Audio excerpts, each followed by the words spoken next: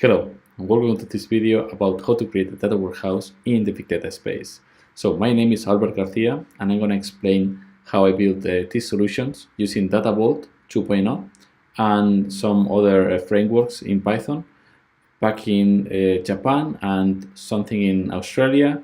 And right now I'm living in Switzerland and implementing the same solution again. So let's move on. First, I want to explain the agenda. So we are going to be doing like an overall architecture of the data warehouse in this big data space. I'm going to explain all the artifacts that I used to use. And then we're going to jump into the problems when creating a data warehouse in the big data. So why there's not so many people using big data data warehouses nowadays. And I'm going to explain what I think is the reason and how to actually solve this. So the big data warehouse is composed on three steps or three layers. One is the ingestion layer that has to be automated, the enterprise layer, that's the data warehouse itself, and then the data access layer, how to consume the data easily. Then we are going to be explaining about the security that you can put in place very easily, and we are going to just recap a data journey about what we accomplish doing these solutions and how the company can benefit from it, and also some estimates and cost of how to set up this. Looks like it's gonna take like a really big project for many people, but it's not so big anyways. So let me explain with detail. First, we are gonna show this full architecture of the data warehouse living in the big data space. Okay, so here you can see the full architecture. There is like three parts, as I mentioned before. One is from the source to Hadoop or to Kafka. This is real-time and batch, and yes, this has to be automated because it's raw data, and raw data is not it's a no-brainer actually. It should be there for free, let's say.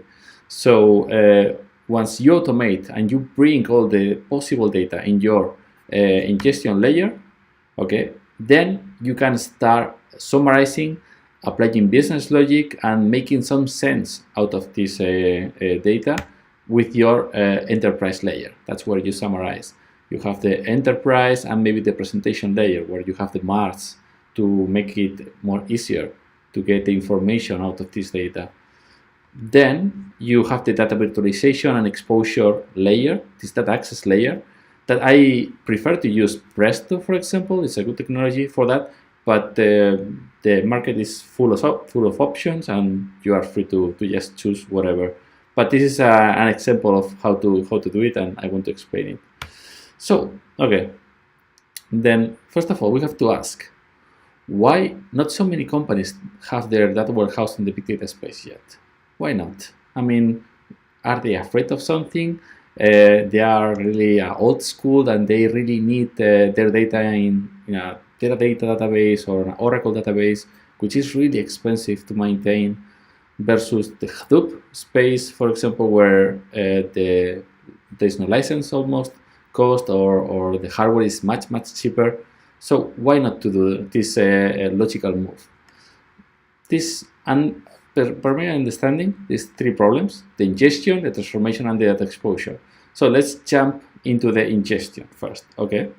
So how to get the data into the stage version or Hive tables of your Hadoop? It's something that usually takes a lot of time and a lot of effort for many companies and many teams. And that should not be the case, because we are doing apples to apples. We are talking about just raw data. We are not doing any magic there. We are not doing any business rules, any over engineering. It's just bringing the raw data, okay? Then you don't want to do full snapshots, or you don't want to create some extra logic that will make it difficult to query this data. So just, just need to maybe historize it and put it in a shape that will be easier for any data modeler or anyone to use this raw data. Talking about raw. So okay, let's have a look. There are these problems.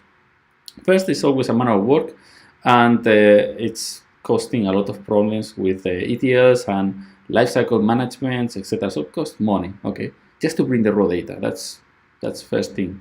Then if these sources are actually acquiring more data, suddenly they have more tables or have more columns in all the tables, and the source is actually changing, then you have to really be there like reactive rather than proactive, because somebody has to notice that.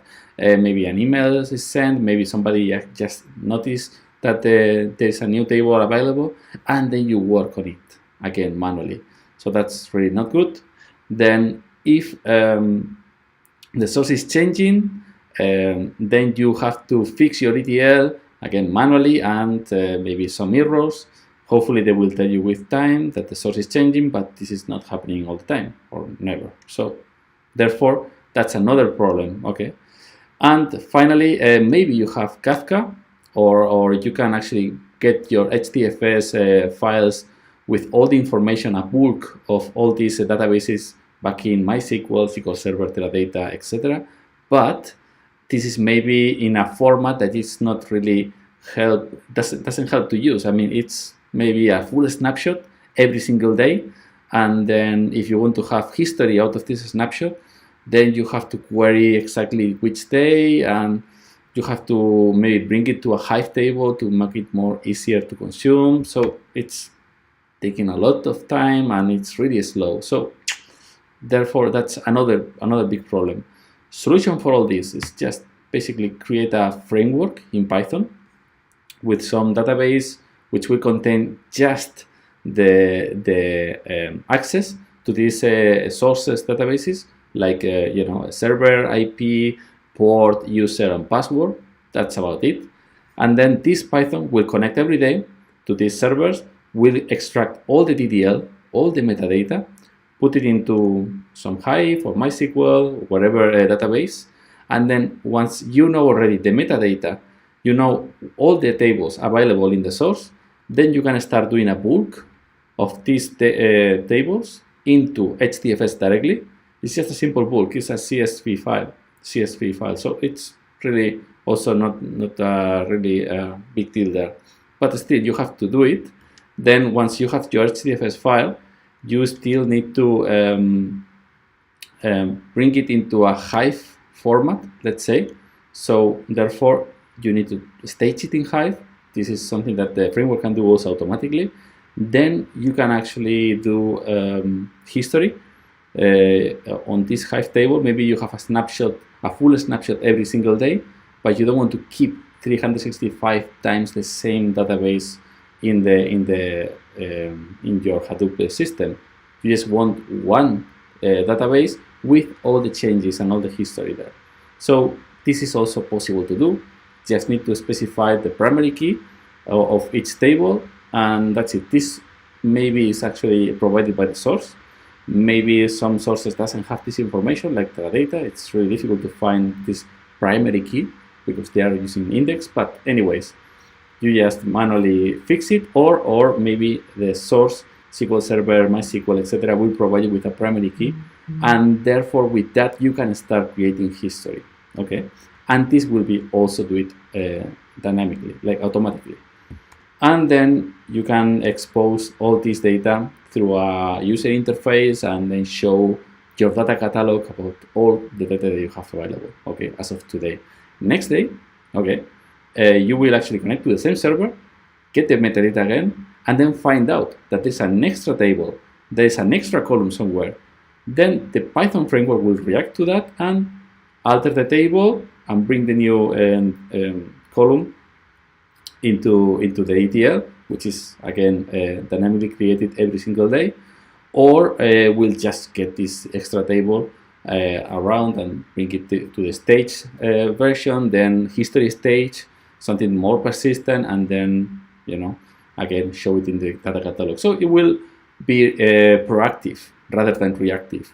No human needs to be there doing anything, and therefore you are going to have all the possible data available for you to start modeling and start getting the value out of it.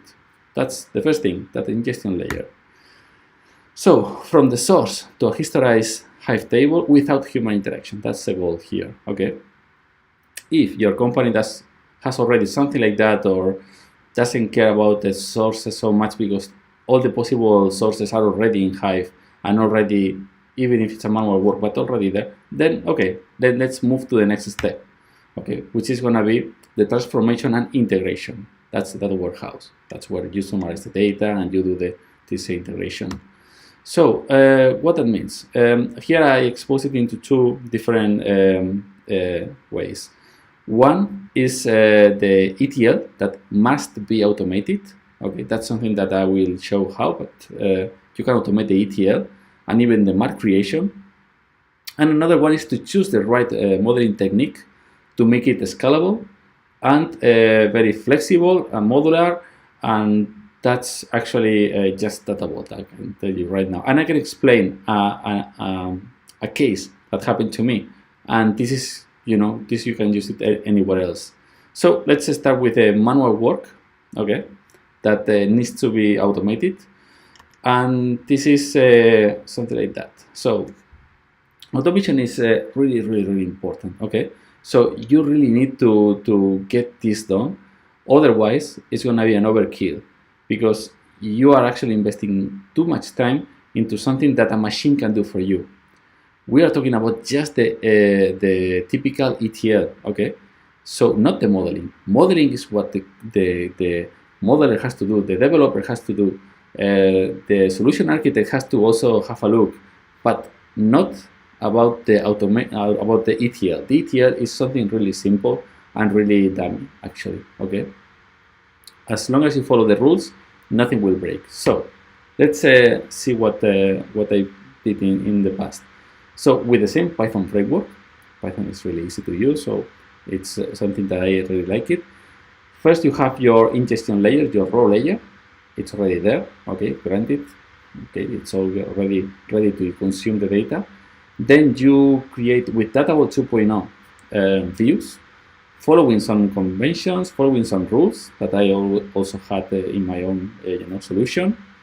But as long as you follow these rules, then you just create the views, and then the Python framework will read the views, will get the metadata, and will start creating these tables in a persistent way. Okay, so you have a view of a satellite, or a view of a link satellite, or a link, etc. And with this information, I can create the persistent satellite, the persistent link, or link satellite, create the history, do a delta load, check if there is any problem with the data, like if there's duplicates or something like that. So you can do so many things there, okay? And everything will be automatically done. The only thing that the human or somebody in your company has to do is just model your data, okay? Even when you are already having everything ready for, or everything already loaded into Data Vault, then you can actually even create two types of marks dynamically, so automatically, sorry. One is the star snowflake schema. This is something easy to do from Data Vault schemas. And something that I call relationship-less marks, or flatten out all the objects in Data Vault.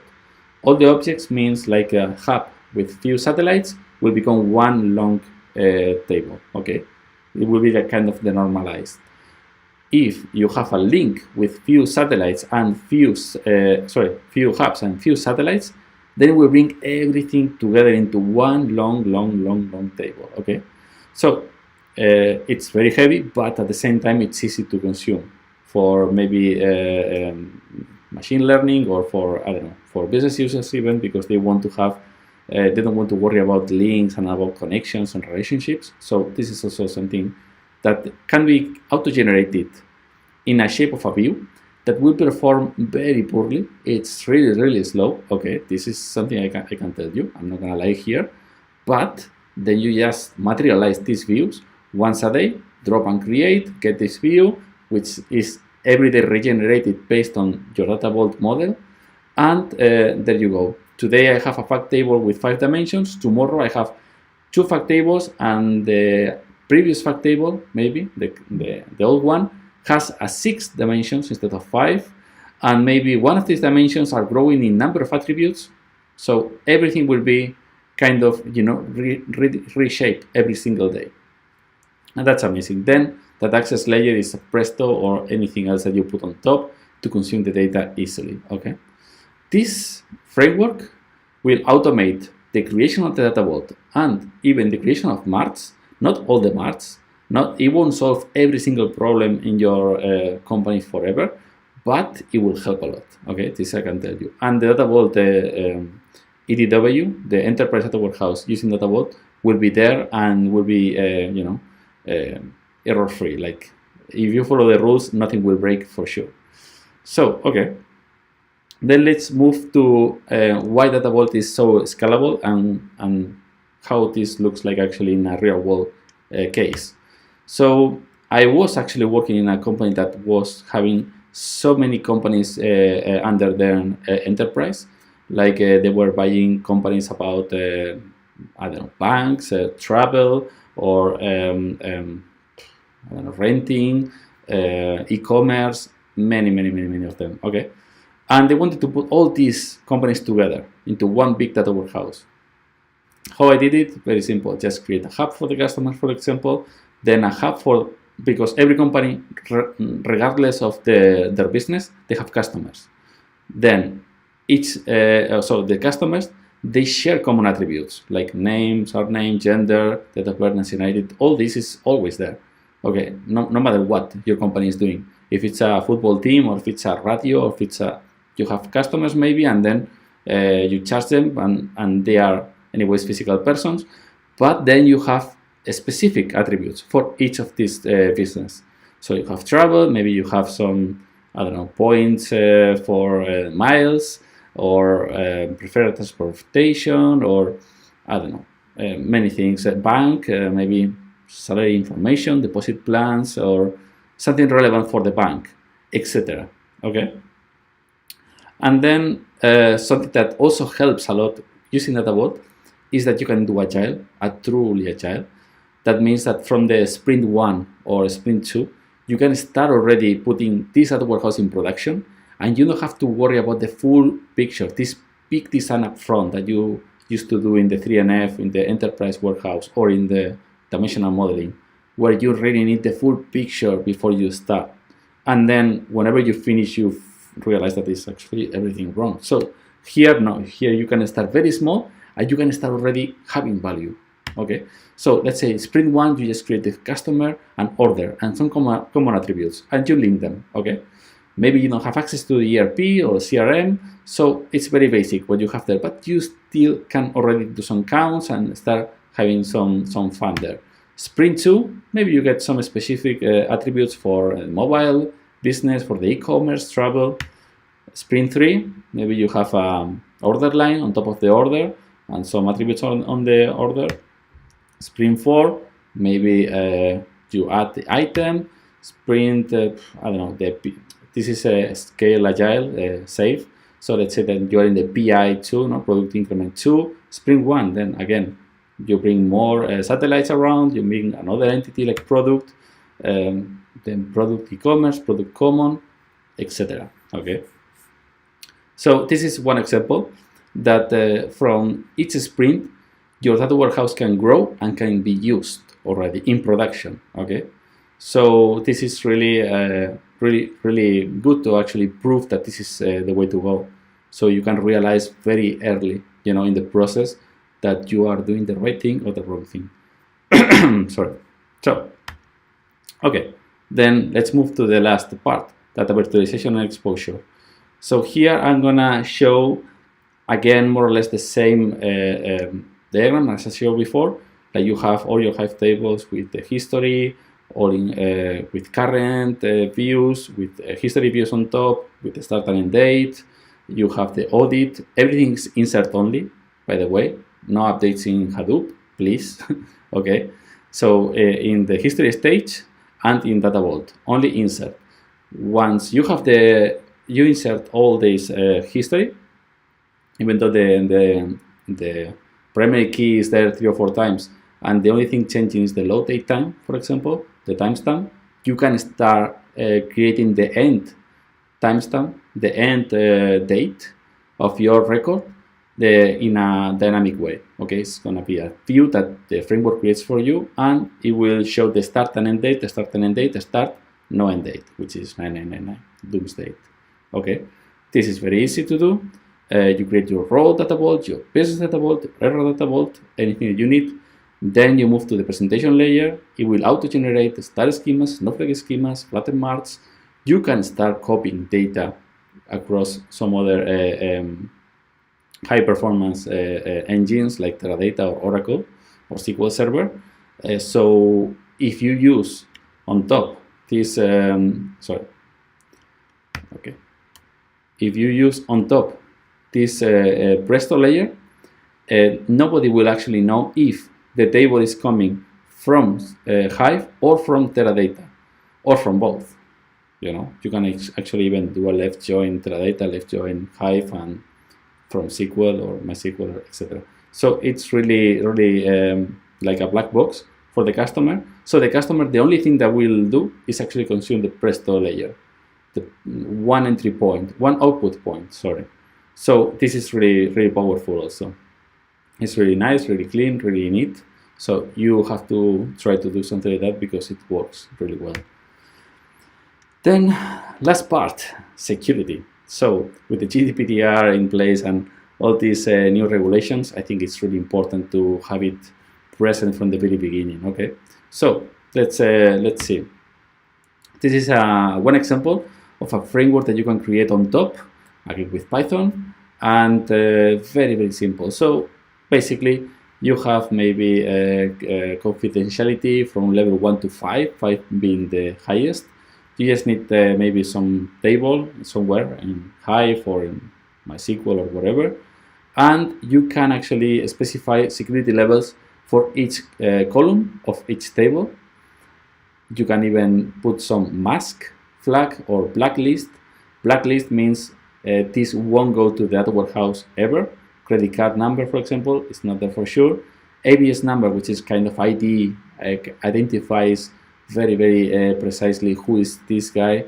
Could be actually mask, which is just putting an MD5 on top, and then the rest is just the levels that you are going to be able to get this information.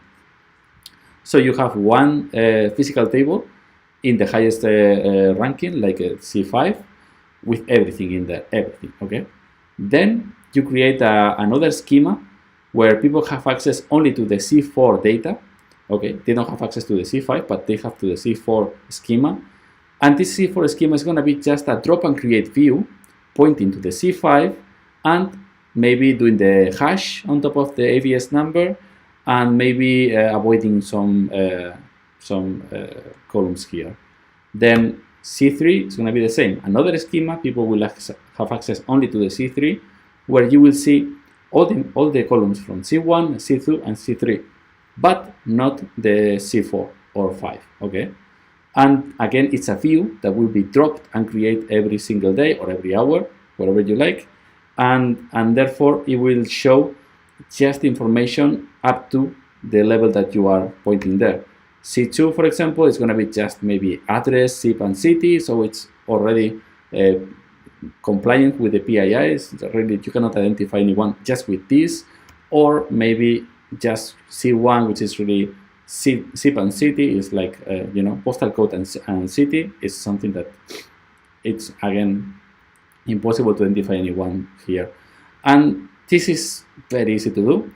We did it. We actually put it in at the beginning in Hive, then in Presto, but at the end this is an idea.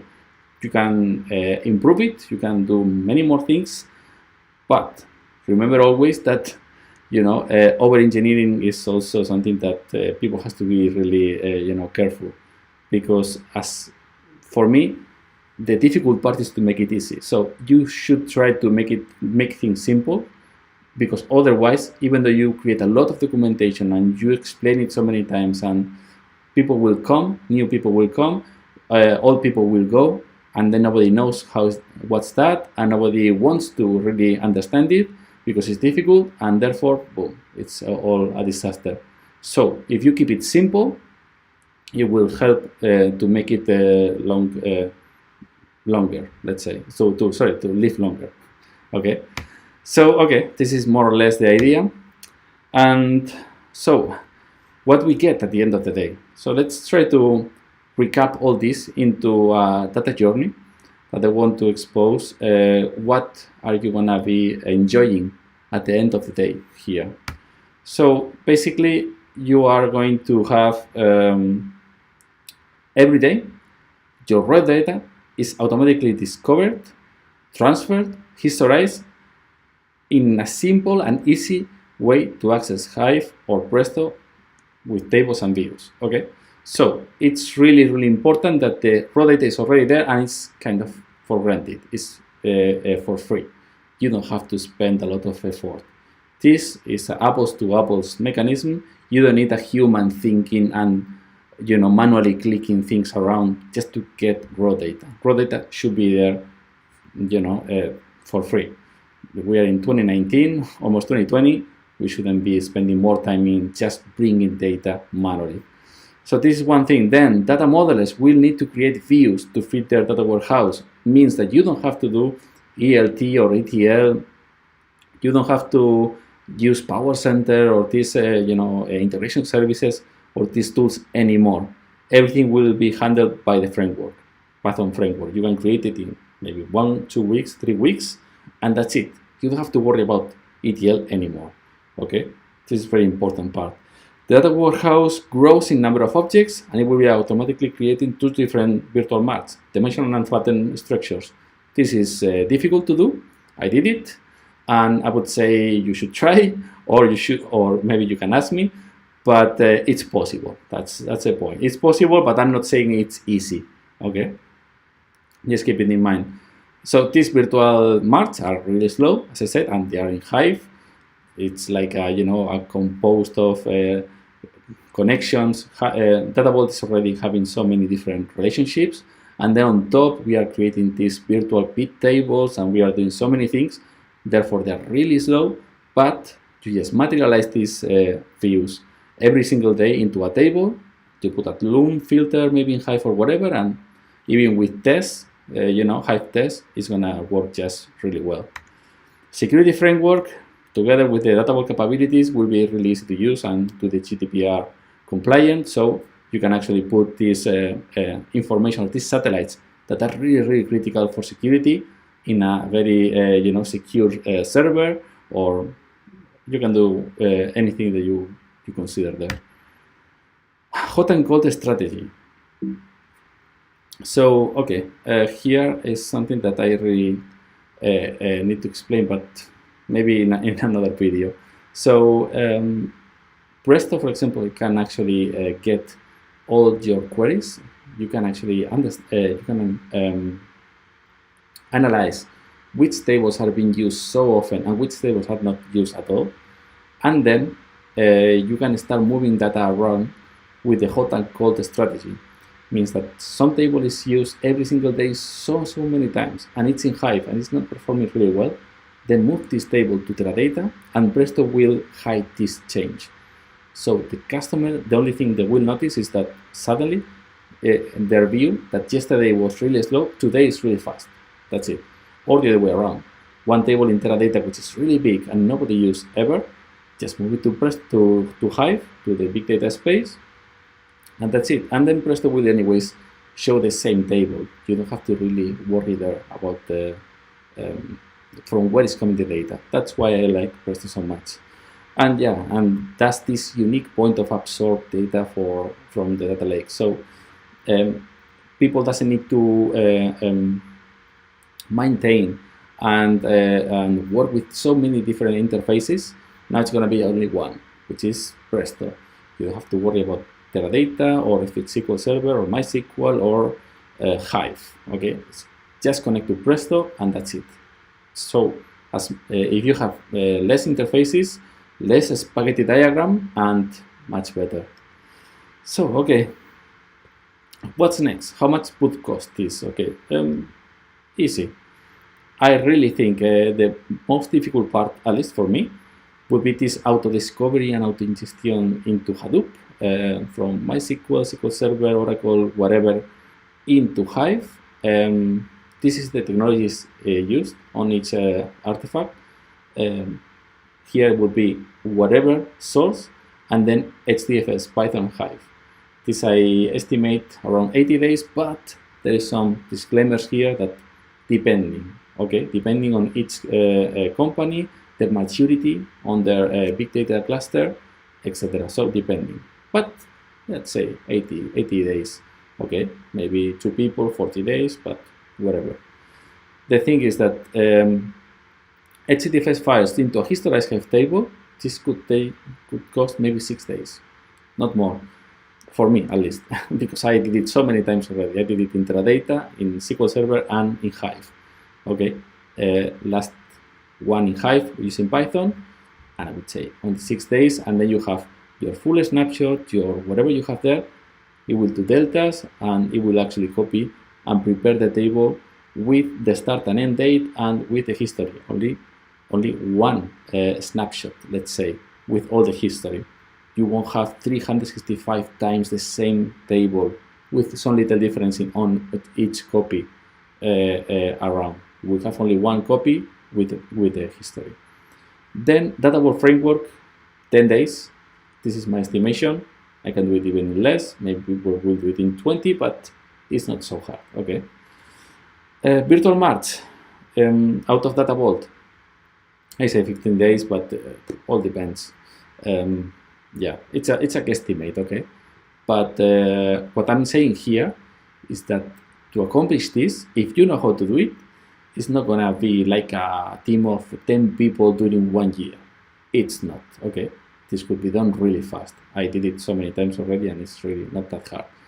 Like this, you have the virtual marts already created here, and then do materialization every day. Drop and create, and blah, blah, blah. 2 days, it's not no-brainer there. Security framework, let's say 10 days, you know. Data virtualization, this is something that I put here a lot of another disclaimer, because it's how to install Presto and do the admin and do all that. It's really, really, really out of this scope here. Okay, here I'm just saying 5 days to integrate all that with Presto, all this code, but not talking about how to install Presto, how to admin, how to maintain Presto. It's a technology that you need to install by your own, and it's not part of all this. Okay, I just say that it's good to have it, and it won't cost very little to just adapt the framework to use Presto as well. Okay. So that's it from me. Stay Jobs, stay hungry, stay foolish. I always think there is room for improvement, and we should try to point really high always. And please, if you have any question, just please let me know. I have here my my own blog. I have my email and my current number. I have